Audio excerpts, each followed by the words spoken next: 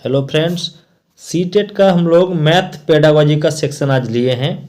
2021 दिसंबर का जितना भी क्वेश्चन ऑनलाइन पेपर हुआ है, हर सब्जेक्ट वाइज हम लोग सॉल्यूशन देखेंगे डिस्क्रिप्शन के साथ। तो मैथ पेडागोजी सेक्शन का पेपर 1 है ये, और ये क्वेश्चन है आपका 20/12/2021 का। तो हम लोग एक एक करके देखते हैं। पहला क्वेश्चन है क्वेश्चन नंबर 46। गणित के शिक्षण अधिगम में निम्नलिखित में से कौन सा लक्षण रचनात्मक प्रक्रिया का नहीं है? तो रचनात्मक प्रक्रिया का कौन सा नहीं है? पहला ऑप्शन है कक्षा प्रारंभ करते समय विद्यार्थियों की प्रारंभिक समझ का आकलन करना। तो एकदम उचित है। जब हम लोग कक्षा स्टार्ट करते हैं तो उसका प्रारंभिक समझ क्या है उसका थोड़ा हम लोग आकलन कर लेंगे। दूसरा ऑप्शन है अंतर्दर्शी हलों को प्रोत्साहित करना। प्रोत्साहित करना मतलब हम लोग उसको और आगे के लिए प्रोत्साहित करते हैं। नेक्स्ट है आपका संज्ञानात्मक संघर्ष के लिए अवसर प्रदान करना। अवसर प्रदान जितना किया जाए उसका आपका क्रिएटिविटी बढ़ेगा। चौथा ऑप्शन है समस्या समाधान के लिए निर्धारित तरीका अपनाने को प्रोत्साहित करना। देखिए, प्रोत्साहित करना, प्रोत्साहित देना आपका है पॉजिटिव टैग वर्ड, लेकिन कह रहा है कि निर्धारित तरीका। तो समस्या समाधान के लिए कोई एक निर्धारित तरीका नहीं होना चाहिए, विभिन्न तरीका होना चाहिए। इसीलिए ऑप्शन नंबर डी जो है ये गलत है। और क्वेश्चन भी पूछा है कि कौन सा प्रक्रिया नहीं है, रचनात्मक प्रक्रिया नहीं है, तो ऑप्शन नंबर डी आपका सही आंसर हो गया क्योंकि ये स्टेटमेंट ही गलत है। चलिए नेक्स्ट क्वेश्चन के हम लोग बढ़ते हैं। नेक्स्ट क्वेश्चन है कि गणित के कक्षा में अध्यापक ने निम्नलिखित प्रश्न पूछे।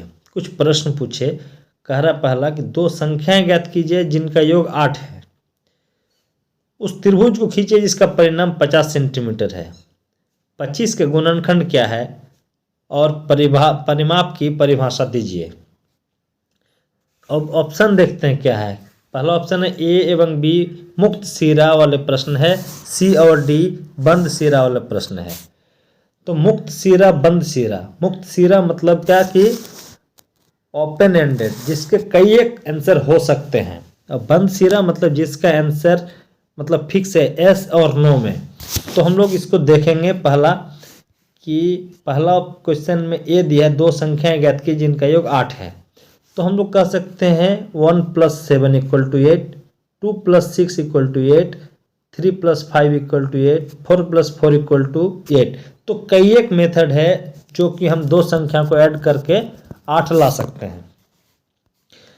दूसरा कह रहा है कि उस त्रिभुज को खींचे जिसका परिमाण 50 सेंटीमीटर है। तो त्रिभुज हम खींच सकते हैं। परिमाप का क्या मतलब है कि तीनों साइड का जो तीनों भुजा का योग है वो 50 सेंटीमीटर होना चाहिए। तो हम त्रिभुज कई एक तरीके से खींच सकते हैं। अगर दो साइड है, अगर आपका 15-15 तो 30 + 1 20 हो गया, तो 50 सेंटीमीटर हो सकता है। कुछ त्रिभुज हम ऐसे भी खींच सकते हैं, ठीक है। तो अलग अलग तरीके से हम लोग त्रिभुज खींच सकते हैं जिसका तीनों साइड ऐड करके 50 सेंटीमीटर होना चाहिए। तो हम लोग 15 + 15 30 + 20 अलग अलग वेरिएशन हो सकता है। तो ये भी आपका ओपन एंडेड हो गया, मुक्त सिरा वाला हो गया। क्वेश्चन है सी में कह रहा 25 के गुणनखंड क्या है। तो 25 के गुणनखंड क्या होगा 5 × 5। इसका एक ही आंसर है। परिमाप की परिभाषा दीजिए। तो परिमाप की परिभाषा क्या है कि अगर कोई वर्ग है जिसके चारों भुजाओं का योग वही उसका परिमाप है। अगर कोई आयत है जिसके चारों भुजाओं का योग परिमाप है, तो ये आपका फिक्स हो गया। तो इसका मतलब है कि हम लोग इसी से देखेंगे कि ए और बी मुक्त सिरा वाले हैं, मतलब इसका कई एक आंसर आ सकता है। सी और डी बंद सिरा वाले हैं, ठीक है। तो हम लोग इसमें देखेंगे A B C D 1 2 3 4 option में कौन सा इसमें मैच कर रहा है। तो हम लोग पहला ऑप्शन ए में देखते हैं। कह रहा है कि ए बी मुक्त सिरा वाले प्रश्न है, सी और डी बंद सिरा वाले प्रश्न है। तो आपको यही तो मिल गया, आपका ऑप्शन नंबर ए इसका सही आंसर हो गया, ठीक है। अब हम लोग आगे बढ़ते हैं नेक्स्ट क्वेश्चन की ओर। क्वेश्चन नंबर 48 देखते हैं निम्नलिखित में से गणित में सृजनात्मक चिंतन का एक मुख्य सूचक है। तो मुख्य सूचक क्या है कि इसमें ऑप्शन दिया है कि मानकीकृत तरीके से समस्या समाधान करना। दूसरा है प्रश्न को प्रस्तुत करना, तीसरा है अशुद्धि मुक्त परिकलन, चौथा है सही सूत्रों का स्मरण। अब हम लोग इसको एलिमिनेट कीजिए। सबसे नीचे अगर देखें सही सूत्रों का स्मरण, इसमें आपका मेमोरी पे जोर दे रहे हैं, लेकिन आपका क्रिएटिविटी लॉजिक है वो आपका इंक्रीज नहीं हो रहा है। अशुद्धि मुक्त परिकलन, तो ये भी आपका क्रिएटिविटी को बढ़ावा नहीं दे सकता है या फिर उसका मुख्य सूचक नहीं है। अब हम लोग अगर कहें प्रश्न प्रस्तुत करना, ये जो है समस्या समाधान सिस्टम का बहुत निकटतम मतलब ये पॉइंट है। प्रस्तुत करना प्रश्न को क्या है, समस्या प्रस्तुत करने में किसी स्थिति की जांच करने के लिए समस्याओं और प्रश्नों को विकसित करने के साथ साथ समस्याओं को प्रस्तुत करना भी उसका एक भाग है। इसीलिए हम लोग अगर देखेंगे तो ऑप्शन नंबर बी इसका सही आंसर हो रहा है। तो ऑप्शन नंबर बी में हम लोग टिक लगा देते हैं। नेक्स्ट क्वेश्चन की ओर बढ़ते हैं हम लोग। नेक्स्ट क्वेश्चन है वैन व्हीले के द्विविम या दिक् स्थान ज्यामितीय समूह के अनुसार किस स्तर पर बच्चों की यह स्वीकार करने की संभावना अधिक है कि वर्ग एक आयात है।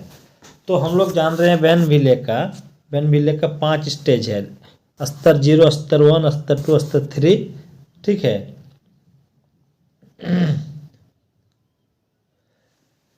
तो स्तर 4 तक है। तो ऑप्शन में कह रहा है कि एक वर्ग है जिसको हम लोग एक वर्ग है और इसको क्या आयत कह सकते हैं, और इस बात को बच्चा किस स्तर में समझ सकता है। तो हम लोग पहले स्तर की बात अगर करें तो स्तर 0 जिसका नाम है आपका दृश्यकरण, इसमें छात्र जो है ना आकृतियों को सिर्फ पहचान पा रहा है। वो जैसे ये रोटी है या फिर एक ग्लास है, बस ये आकृति को पहचान सकता है। दूसरा स्तर 1 कह रहा, स्तर 0 में ये बात है, स्तर 1 में कह रहा है विश्लेषण, क्या है कि छात्र जो आकृतियों के कार्य और भागों को सीख सकता है, उसमें अंतर कर सकता है, ठीक है, कि आपका कौन सा वर्ग है कौन सा आपका रेक्टेंगल है, लेकिन वो दोनों में अंतर नहीं कर पाएगा। अब स्तर 2 में कह रहा है जो संबंध है, स्तर 2 में कि वर्ग एक आयत है, ये आपका आकृतियों के जो गुणों के बीच का संबंध है ना, वो स्तर 2 में या संबंध में वो समझ सकता है। तो यहाँ पे हमको आंसर मिल जा रहा है option number B. Option number C स्तर या संबंध। क्वेश्चन में कहीं इस तरह का ऑप्शन में स्तर 2 लिख देगा लेकिन संबंध नहीं लिख सकता, या स्तर 2 ना लिख के सिर्फ संबंध स्तर लिख देगा, तो संबंध का एक और नाम है जो अमूर्त कहा जा सकता है, या एक और भी नाम है जो अनौपचारिक निगमन भी कहा जाता है। तो ध्यान रखिएगा, संबंध के जगह कहीं अमूर्त कहे या फिर अनौपचारिक निगमन कहे तो वो भी आंसर आपका यही होगा। इसलिए इसका ऑप्शन और भी जानने की जरूरत है। चलिए अब कह रहा है क्वेश्चन, निम्नलिखित में से किस को पूर्ण संख्याओं के योग तत्समक के रूप में उल्लेखित किया जाता है। अब सबसे पहले हम लोग जानेंगे योग तत्समक क्या है। एक ऐसा संख्या है जो किसी संख्याओं के साथ अगर जोड़ा जाए तो उसका योगफल भी वही होगा। जैसे 1 प्लस अगर 0 करेंगे तो क्या हो जाएगा आपका 1 + 1 होगा आपका 2, तो वो बदल गया, सेम नहीं रहा। 1 + 1 करेंगे तो हो गया 2। अगर 1 + 0 करेंगे तो जो पहले से है वही है, तो आपका हो गया 1 का जो योग तत्समक है वो आपका 0 है। या फिर 0 + 0 करेंगे तो = 0। ये सटीक एग्जाम्पल है आपका ये वाला 0 + 0 वाला। तो हो गया आपका क्या कि 0 का जो आपका तत्समक है वो 0 है। तो ऑप्शन नंबर हम लोग यहाँ से देख सकते हैं क्या है, पहला वाला। चलिए नेक्स्ट क्वेश्चन देखते हैं हम लोग। निम्नलिखित में से कौन सा कथन उचित है। पहला देखिए कि अवलोकन और संबंधों को पहचानने से प्राथमिक कक्षा के विद्यार्थियों द्वारा गणितीय ज्ञान का सृजन किया जा सकता है। देखिए कह रहा है कि प्राइमरी स्कूल का एक स्टूडेंट है, उसका गणितीय ज्ञान का जो क्रिएटिविटी मतलब सृजन किया जा सकता है, वो कैसे? तो अवलोकन और संबंधों को पहचान कर, अवलोकन और संबंधों को पहचान कर हम लोग कर सकते हैं। तो ये एकदम सही बात है। दूसरा ऑप्शन कह रहा है गणित का अधिगम एक सामाजिक प्रक्रिया है जिसमें संवाद और वार्ता सम्मिलित है। एकदम सही बात है। हम लोग पहले भी जानते हैं कि गणित का जो शिक्षण है, अधिगम है, वो एक सामाजिक प्रक्रिया है, इसका यूज है। तीसरा ऑप्शन क्या है? गणित के अधिगम में तर्क वितर्क की महत्वपूर्ण भूमिका है। एकदम सही बात है। ऑप्शन 4 देखते हैं, गणित में कक्षा में गणितीय समझ के सृजन में संस्कृति की कोई भूमिका नहीं है। संस्कृति का भी भूमिका है, गणित के समझ में संस्कृति का भी भूमिका है, इसलिए आपका ऑप्शन डी गलत हो गया। लेकिन हमको पूछा है क्वेश्चन कि कौन सा उचित है, तो ए बी सी उचित है। ए बी सी मतलब सही है, तो ए बी सी सही होने के लिए आपका ऑप्शन नंबर देखते कहाँ पे, तो ऑप्शन नंबर सी में है आपका ए बी सी। तो ये हो गया आपका आंसर। चलिए नेक्स्ट क्वेश्चन देखते हैं अब हम लोग। प्राथमिक स्तर पर ज्यामितीय पाठ्यक्रम में के विषय में निम्नलिखित में कौन सा कथन सत्य है? कह रहा प्राइमरी स्कूल में या प्राइमरी स्टेज में ज्यामितीय पाठ्यक्रम में कह रहा है कि ज्यामिति को टू आयाम आकृतियों जैसे कि वर्ग, वृत्त, त्रिभुज आदि की पहचान तक ही सीमित रखना चाहिए। दूसरा कह रहा है उपर्युक्त परिभाषाओं का परिचय देना चाहिए। लेकिन पहला बात हम लोग जानेंगे कि ज्यामितीय में 2D और 3D दोनों का जो है समझ प्राइमरी स्टेज में प्राथमिक स्तर पर होना चाहिए। 2D और 3D आकृतियों का ध्यान केंद्रित करता है, 2D और 3D आकृतियों पर ध्यान केंद्रित करता है। तो ये आपका गलत हो गया पहला ऑप्शन। दूसरा कह रहा है उपर्युक्त परिभाषाओं का परिचय देना चाहिए। अब प्राइमरी स्टेज में बच्चे को उसका मतलब परिभाषा में या डेफिनेशन में ज़्यादा मतलब फोर्स नहीं करना चाहिए, क्योंकि वो फिर आगे चल के गड़बड़ा जाता है या उसके कन्फ्यूजन क्रिएट हो जाता है। इसलिए परिभाषा पे हम लोग कभी फोकस नहीं करेंगे। नेक्स्ट है दिक् स्थान की अंतर्दर्शी समझ को विकसित किया जाना चाहिए। हाँ, ये है क्या कि आकृति का जो सहज समझ है वो विकसित होनी ही चाहिए। प्राथमिक स्तर पर बच्चे स्वाभाविक रूप से आकृतियों को एक साथ व्यवस्थित करके उन्हें घुमाते हैं, ठीक है, उन्हें स्वरूप से व्यवस्थित करते हैं। उसके बाद वो फिर चित्र को मिश्रित रूप से बनाकर देखते हैं, जांचते हैं। इसीलिए अंतर्दर्शी समझ विकसित किया जाना चाहिए। तो इसमें हो गया आपका ऑप्शन नंबर सी सिर्फ सही है। इसका मतलब आंसर 3 नंबर सही है, जो केवल सी का ऑप्शन दिया है। चलिए नेक्स्ट क्वेश्चन देखते हैं हम लोग। नेक्स्ट क्वेश्चन कह रहा है सड़क विक्रेताओं और दुकानदारों द्वारा प्रयोग में लाए जाने वाले गणितीय कौशल और सामर्थ्य के संबंध में निम्नलिखित में से कौन सा कथन सत्य है? प्राइम कह रहा है कि सड़क के किनारे जो लोग दुकानदार है वो अगर सामान बेचते हैं या बेचते हैं तो एक उसका जो गणितीय कौशल है, उसका जो अपना स्किल है, कह रहा है कि वो निम्नलिखित में से कौन सा कथन सत्य है। अब उसके बारे में पूछ रहा है कि कौन सा कथन सत्य है। कक्षा में गणितीय प्रश्नों को हल करने के लिए यह लाभदायक नहीं है। है लाभदायक, क्योंकि बच्चे जब स्कूल में कुछ सीखते हैं, देखिए पहली बात है कि सड़क के किनारे वाली ये गणितीय कौशल और कक्षा वाला जो गणितीय कौशल है, ये डिफरेंस होता है, ठीक है। तो डिफरेंस इस बात से होता है क्या कि बच्चे जब स्कूल में सीखता है तो वो बाहर की दुनिया को उससे वो रिलेट कर पाता है, इसीलिए ये लाभदायक है। कक्षा में भी जो बाहरी वाला कैलकुलेशन है वो भी लाभदायक है।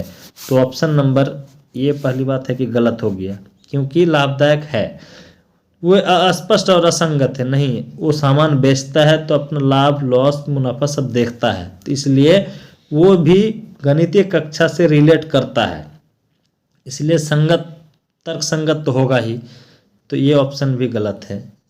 अब ऑप्शन नंबर सी देखिए, वे गणित के प्रश्नों को हल करने के वैकल्पिक तरीकों को विकसित करने में सहायक होते हैं। एकदम है, गणितीय कक्षा में जो सीखते हैं और बाहरी दुनिया को जब उससे जोड़ते हैं तो एक वैकल्पिक तरीका उसको मिला, तो उसका भी विकास हुआ। तो ऑप्शन नंबर सी सही है। तो अब हम लोग इसमें आंसर देखते हैं कि ऑप्शन सी केवल किस में है, तो ऑप्शन सी केवल डी में है। तो ये आपका सही आंसर है। अब हम लोग आगे बढ़ते हैं। क्वेश्चन नंबर 54 कह रहा है निम्नलिखित में से क्रियाकलाप द्वारा विद्यार्थियों में त्रिविम विवेचन या दिक् स्थानीय संबंधी विवेचन, मतलब क्या है कि स्थानिक नॉलेज विकसित होने की संभावना न्यूनतम है, सबसे कम है। वो कैसे? कह रहा है आंकड़ों को निरूपित करने के लिए चित्र लेखन खींचना। देखिए, अगर आंकड़े की बात करें, ठीक है, तो ये बहुत ज़्यादा उपयुक्त नहीं कहा जा सकता है, ये बहुत सबसे कम युक्त माना जा सकता है। 10 ग्राम पहेलियों पर कार्य, 10 ग्राम जो है ये एक शिक्षण उपकरण है जो बच्चों को उसका स्थानिक क्षमताओं को विकसित करने में मदद करता है। अब कह रहा है ऑप्शन सी, हाँ, तो 10 ग्राम कार्य ये सही है। आपका विभिन्न ठोस आकृतियों के नेट को पहचानना, नेट केवल एक 2D चित्र है जो 3D आकार की तरह दिखते हैं, तो आपका ये भी विकसित करने में उपयुक्त है। दी गई आकृतियों में सममित अक्षों को पहचानना, सममित रेखा क्या है कि किसी भी चीज़ को, किसी भी आपका डायग्राम को कहिए तो एक इस तरह से इस स्थिति में काटता है कि वो आकृति को ठीक आधे में काटती है। तो ये भी आपका यूजफुल है। सब पूछा है हमको क्वेश्चन में कि सबसे कम न्यूनतम जो आपका उपयुक्त है, तो आंकड़ों को निरूपित करने का जो आपका चित्र लेखन खींचना है ये सबसे आपका कम है। तो ऑप्शन ए ही आपका आंसर हो गया। चलिए, अब नेक्स्ट क्वेश्चन हम लोग देखेंगे। 3 into 5 के गुणन का परिचय देने के लिए निम्नलिखित में से कौन सी विधि अति उत्तम है? कह रहा है कुछ वस्तुओं को 3 गुना 5 के आयताकार व्यूह की रचना का निर्माण करना, मतलब 3 into 5 के रूप में एक आयताकार व्यूह बनाइए। दूसरा कह रहा है उत्तर को पाने के लिए 3 और 5 के पहाड़ों का कविता पाठ कराइए। ये भी आपको 3 गुना 5 का क्लियरिफिकेशन मिलेगा, लेकिन पूछा कौन सा विधि है जो सबसे उत्तम है। कैलकुलेटर की सहायता से उत्तर प्राप्त करना, कैलकुलेटर से भी 3 गुना 5 का आपको मिल जाएगा 3 into 5 = 15, लेकिन वो बहुत अधिक उत्तम विधि नहीं है। अब कह रहा है संप्लाव गणना का अभ्यास करना, ये भी आपका बहुत ज़्यादा यूजफुल नहीं है। अब पहला ऑप्शन के हिसाब से अगर देखें तो 3 into 5 के आयताकार व्यूह की रचना करना, ये सबसे आपका सटीक हो रहा है। जैसे क्या है कि अगर हम लोग एक एग्जाम्पल में देखें तो इस तरह का होगा।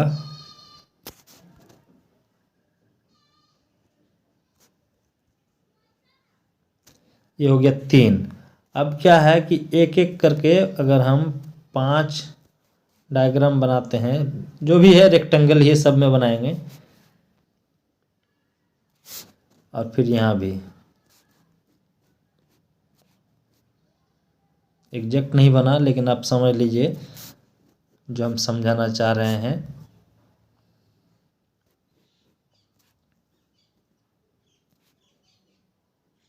अब देखिए 3 into 5 का एक आयताकार व्यूह की रचना बना, तो इससे क्लियर हो गया। तो ऑप्शन नंबर आपका ये ही आंसर हो गया। चलिए नेक्स्ट क्वेश्चन हम लोग देखेंगे। कह रहा है कि विद्यार्थियों को गणितीय संक्रियाओं पर आधारित समस्याओं का समाधान करना सिखाने के लिए निम्नलिखित में से कौन सा कथन संतोषजनक नहीं है?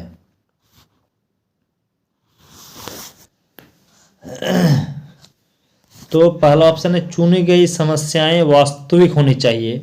अगर हम लोग समस्या समाधान अगर बच्चे को प्रैक्टिस कराएं या फिर करें तो सबसे अच्छा क्या है कि अगर कोई भी चीज़ को अगर वास्तविक दुनिया से जोड़ के देखें तो वो सीखने में हेल्प करेगा। छोटी वो संख्याएं वाले सरल उदाहरणों को पहले लेना। छोटा संख्या का एग्जाम्पल लीजिए, वो भी बहुत हेल्प करेगा। विद्यार्थियों को कलन विधि के चरण समझाने के लिए मूर्त सामग्री की सहायता ली जा सकती है। मूर्त जिसको हम छू सकते हैं उसका सहायता लीजिएगा तो उससे वो कैलकुलेशन करने में आसान होगा या फिर समस्या समाधान में ये बहुत हेल्प करेगा। ऑप्शन नंबर 4 कह रहा है प्रश्नों को हल करने के लिए केवल एक विशेष प्रकार की प्रणाली पर महत्व दिया जाना चाहिए। इससे पहले भी चर्चा किए हैं कि अगर हल करना है तो एक विशेष प्रकार की प्रणाली का नहीं, विभिन्न प्रणाली का प्रैक्टिस करना चाहिए या फिर नियम जानना चाहिए। इसलिए ऑप्शन नंबर 4 इसका सही आंसर हो गया। चलिए अब नेक्स्ट क्वेश्चन देखते हैं हम लोग। कह रहा है कि निम्नलिखित में से किस से में 4 संख्याओं का प्रयोग गुणन संख्या भाव में हुआ है। कह रहा है कि 4 का जो प्रयोग हुआ है वो गणन संख्या में।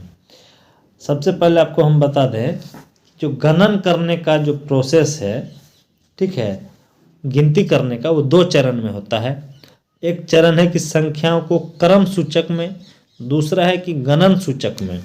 क्रम सूचक में जैसे कि इस पहला ऑप्शन देख लीजिए, इस इमारत की 4थी मंजिल पर मेरा कार्यालय है। तो पहली मंजिल, दूसरी मंजिल, तीसरी मंजिल, चौथी मंजिल, एक क्रम सूचक हुआ।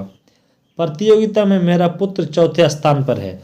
पहले स्थान पर कोई रहा होगा, दूसरे स्थान पर कोई रहा होगा, तीसरे स्थान पर, तब उसका बच्चा को 4था स्थान मिला। नेक्स्ट ऑप्शन है इस पुस्तक का 4था अध्याय बहुत रुचिकार है। तो पहला, दूसरा, तीसरा के बारे कह रहा है कि रुचिकार नहीं है, या तो बोरिंग हुआ होगा या कम रुचिकार है। चौथा कह रहा है, तो ये हम लोग को दिख रहा है कि क्रम में है। क्या है ये? क्रम में दिख रहा है। अब ऑप्शन में कह रहा है चौथा कि इस समारोह में 4 टीमों ने भाग लिया। आप बात को देखिए कि गणन संख्या भाव में तो गिनती का 2 है, एक क्रम और एक क्या है? गणन। तो गणन मतलब क्या? एक ग्रुप में कुछ संख्या होगा। तो इस बात से क्लियर है कि 4 टीम है और इसका मतलब हर टीम में कुछ ना कुछ खिलाड़ी है। तो ये हो गया आपका गणन संख्या। ऑप्शन नंबर डी आपका आंसर हो गया। नेक्स्ट क्वेश्चन है शुद्ध कथन को चुनिए। एक संख्या के दूसरी संख्या से गुना करने पर उसका मान सदैव बढ़ जाता है। क्या ये सही है? अगर हम लोग देखें कि अगर 1 इंटू 1 करे तो 1 हुआ, 1 इंटू 2 किए तो 2 हुआ। तो इसका मतलब है क्या? अगर उतना ही संख्या है या फिर उससे ज़्यादा है तो ये ऑप्शन सही हो सकता है। लेकिन ध्यान रहे अगर हम उसको डेसिमल में मल्टीप्लाई करें 1 इंटू 0.5 तो क्या हो जाएगा? हाफ हो जाएगा या फिर 0.5 ही होगा। तो इसका मतलब है कि ये सदैव बढ़ जाता है, ये बात गलत है। दूसरा ऑप्शन, एक संख्या को दूसरे से विभाजित करने पर उसका मान सदैव कम हो जाता है। क्या विभाजित करने पर सही में कम होता है? अगर हम 10/2 किए तो इक्वल टू 5, तो कम तो हुआ। अगर 20/4 करेंगे इक्वल टू 5, वो भी कम होगा। लेकिन अगर 10/2 किए तो आपका क्या हो जाएगा? इक्वल टू,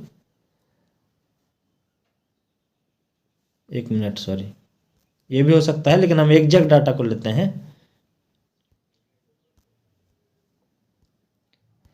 हाँ, तो 10 बाई हम 0.5 करेंगे तो इक्वल टू हो जाएगा 5, सॉरी 20,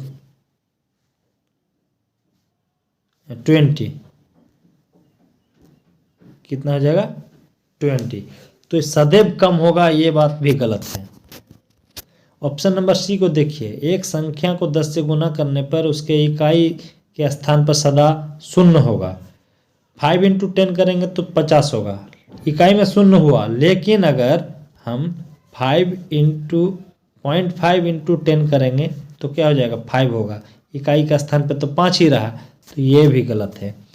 ऑप्शन नंबर डी देखेंगे, गुणनफल भागफल का प्रतिलोम है, ये एकदम सही है। क्या है कि 10 इंटू 2 इक्वल टू 20। अगर हम फिर क्या करेंगे 20/2 इक्वल टू, फिर 10 आ जाएगा। तो इसका मतलब है कि गुणनफल भागफल का प्रतिलोम है। तो ऑप्शन नंबर अब क्या हो गया इसमें से देखिए, ऑप्शन हो गया आपका केवल डी सही है, केवल डी सही है। नेक्स्ट क्वेश्चन हम लोग चलते हैं, परिणामों निम्नलिखित में से शुद्ध कथन को चुनिए, पहचानिए। परिणामों का अनुमान गणितीय कौशल नहीं है। देखिए, कोई भी चीज़ का अनुमान अगर गणितीय कौशल नहीं है तो वो, अगर कोई स्टूडेंट किसी समस्या को समाधान कर रहा है तो वो उससे समझ नहीं पाएगा कि मेरा उत्तर एक रेंज में है, सही दिशा में जा रहा है या नहीं। इसलिए अनुमान का जो कौशल है वो होना चाहिए, इसलिए ये आपका सही है। दूसरा कह रहा है, गणित को मानक सूत्रों की सूची में समतुल्य माना जा सकता है। कह रहा है कि गणित को केवल सूत्र नहीं है, एक सूत्र या एक नियम ही नहीं है, गणित प्रतीकों के साथ लिखा जाता है, ठीक है। इसीलिए आपका हो गया कि ये केवल सूत्र नहीं है, तो ये भी गलत हो गया। सर ये भी गलत हो गया क्योंकि केवल कौशल नहीं है, गणित में नमूनों की पहचान शामिल है, एकदम सही बात है। गणित को यांत्रिक कार्यप्रणाली के समूह के समतुल्य माना जा सकता है, ये भी स्टेटमेंट सही नहीं है, इसीलिए ऑप्शन नंबर सी इसका सही आंसर है। नेक्स्ट क्वेश्चन हम लोग देखते हैं, सममिति की अवधारणा का परिचय दीजिए। निम्नलिखित में से सर्वाधिक उपयुक्त कार्यनीति कौन सी? सममिति मतलब क्या है कि एक सममित रेखा, पहले भी हम लोग चर्चा किए हैं कि अगर सममित रेखा मतलब कोई अगर सर्किल है तो एक सममित रेखा जो इसको इक्वली डिवाइड कर देता है। तो पेपर को मोड़ने, बच्चों को पेपर मोड़ने वाले क्रियाकलाप कराया जाए। अगर हम लोग एक रेक्टेंगल भी बनाते हैं, अगर उसको कहेंगे आधा कीजिए तो पेपर कंप्लीटली मोड़ा जा सकता है इक्वली। अवधारणा की स्पष्ट परिभाषा दीजिए, गलत है। अब कह रहा है बच्चों को वाद विवाद में सम्मिलित किया जाए, सम्मिति की अवधारणा हमको देना है, इसीलिए वो भी गलत है। वर्गों को, बच्चों को वर्ग और आयतों का निरीक्षण कर प्रोत्साहित किया जा सकता है, प्रोत्साहित कीजिए, लेकिन यहाँ पे हमको जानना है क्या कि सम्मिति की अवधारणा, इसीलिए ऑप्शन नंबर ए ही इसका एग्जैक्ट आंसर है, सही है। तो हम लोग अभी तक 15 क्वेश्चन मैथ पेडागोजी का देखे हैं। अगर इसमें से आप लोगों को कोई डाउट है तो कमेंट बॉक्स में कमेंट कीजिएगा।